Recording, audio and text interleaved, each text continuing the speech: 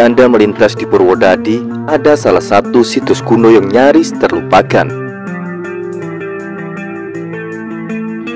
Maka, mampir saja jika ingin mengetahui jejak sejarah tersebut.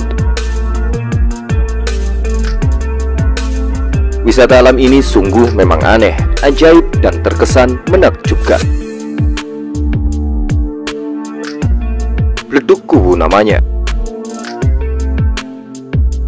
Konon, kubangan tanah yang menyemburkan lumpur di Desa Kuwu, Kecamatan Kradenan, Kabupaten Grobogan itu adalah jejak ular raksasa yang bernama Jakalinglung.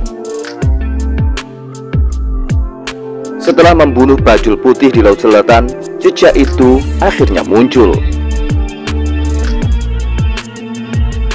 Usai pertarungan, dalam perjalanan pulang melalui jalur bawah tanah dan kubangan itu dipercaya sebagai bekas tubuh Jakalinglung yang keluar dari dalam perut bumi.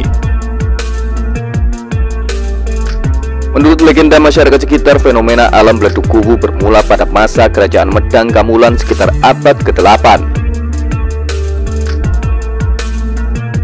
Bahkan, para penduduk sekitar sangat mempercayai dan sering menjelaskan cerita itu kepada para pengunjung wisatawan. Rata-rata para wisatawan memang tertarik menyambangi tempat tersebut karena ajaib tapi nyata.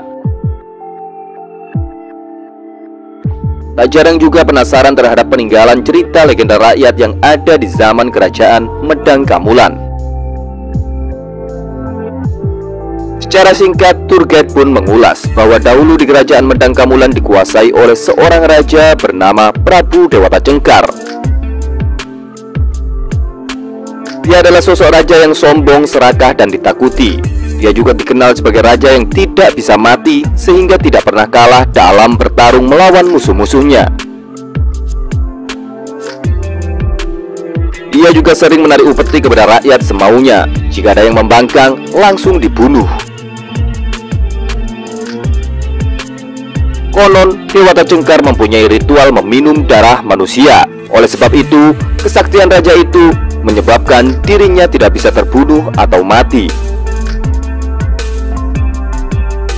Namun pada akhirnya datanglah seorang tokoh kesatria dari negeri Tibet bernama Aji Saka. Di tangan Aji Saka lah Dewata Cengkar kewalahan soal kadikdayaan. Terjadi pertarungan hingga akhirnya Dewata Cengkar kalah. Kendati demikian, pertarungan itu tidak menyebabkan raja tersebut terbunuh.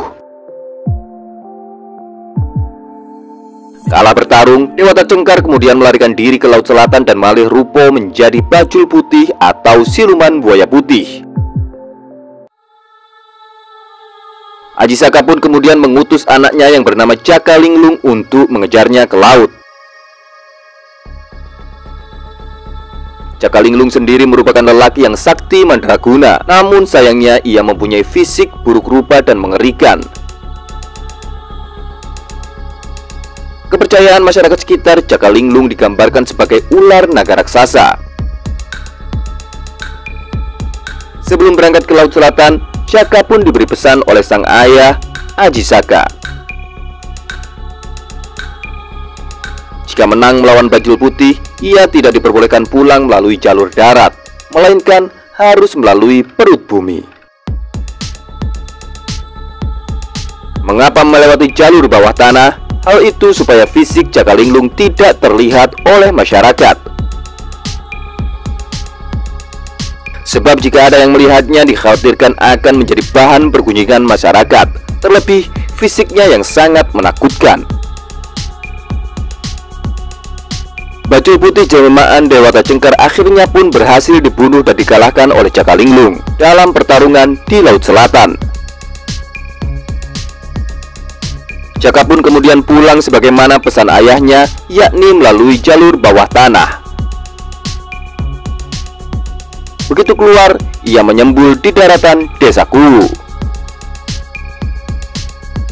Kubangan lubang tanah berdiameter kurang lebih 650 meter yang menyemburkan lumpur di lahan tanah sekitar 45 hektar di Desa Kuwu inilah yang kemudian dipercaya sebagai tapak tilas makhluk mengerikan berwujud ular naga raksasa yang heroik tersebut. Itulah sebab mengapa masyarakat sekitar percaya bahwa lubang di Beleduk Kuwu itu terhubung dengan Laut Selatan, sehingga air semburannya terasa asin. Tumpahan air asin dari letupan-letupan lumpur tersebut oleh masyarakat dijadikan tempat pembuatan garam yang dikenal dengan nama Bleng. Air dialirkan melalui parit-parit menjauh dari kubangan. Beberapa peneliti yang pernah melakukan penelitian di tempat tersebut menyebut bahwa semburan lumpur yang meluber sekitar 10 meter di sekeliling kubangan terdapat kandungan gas metana, gas CO2, H2S, dan belerang. Dari ceruk-ceruk itulah petani garam di Desa Kuwu telah ratusan tahun mengolah garam, diperkirakan sejak abad ke-17.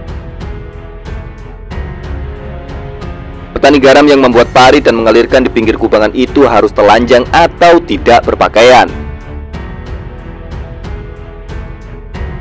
Karena menurut mitosnya, jika tidak telanjang akan tenggelam dalam lumpur tersebut.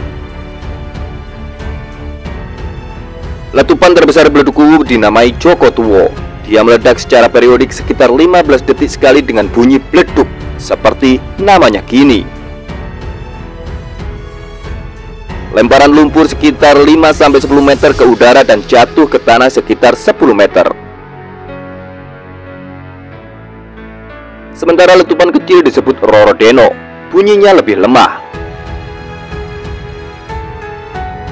Kapasitas lemparan ke udara hanya 1-2 meter ke udara. Frekuensi letusan Joko Tuwo 4-5 kali per menit. Sementara letusan kecil mencapai 10 kali lebih per menit.